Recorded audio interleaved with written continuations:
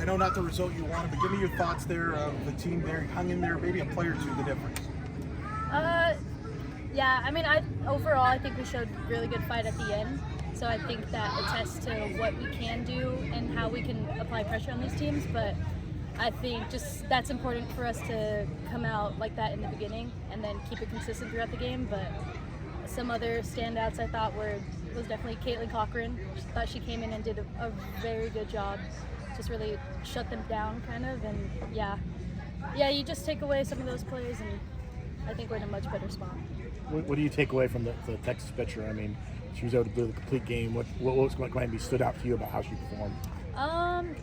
Yeah, she threw well. I think we just could do a better job of being disciplined to our plan. So either hitting the ball on the ground hard or having tougher routes. But she threw a good game and just making that adjustment for whenever we see her again this weekend. What was the biggest thing you learned about these Texas batters watching Caitlin and then coming in and pitching against them yourself?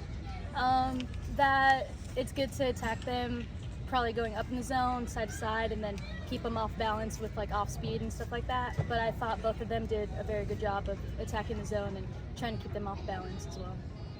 Tell me a little bit about the atmosphere. What was that like to pitch sold out? They added a party deck there. What was it like? Very cool. This will be one of our biggest series during conference at home, so it's cool to see the sold out crowd, the party deck like you're saying, and just feel all the support from Night Nation. What does it mean to play a program like Texas? You played Oklahoma State, programs that are ranked consistently year in and year out. What does it mean for you guys to maybe kind of build something off of that, to playing these teams and see what they're able to do? Yeah, facing the best of the best competition really just, it allows us to compete and like learn about ourselves. So yes, we're competing against the other team, but we're also trying to play our best game, compete against our best selves, and that will eventually contribute to how we extend our season or how this program continues in the future. So I think that's really the goal when we're playing these teams this year. Do you have any flashbacks? Your first career win here was against Texas in Clearwater. Any flashbacks there? For sure. Yeah, just thinking back on that game, I watched film on how I could beat some of those returners, but yeah, just thinking about that game and what it did for me my sophomore year and how far I've come now, it's a good feeling. What was the atmosphere like in that dugout where we were able to load the bases at the end there?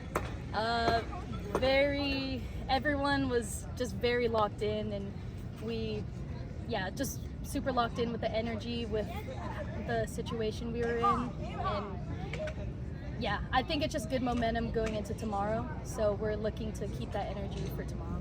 I noticed how in some of these big games against big opponents, you manage, after kind of a slow start, you manage to have a rally late, but it ends up kind of coming up short. What's the biggest thing you think this team can do to maybe bring that type of rally earlier in the beginning?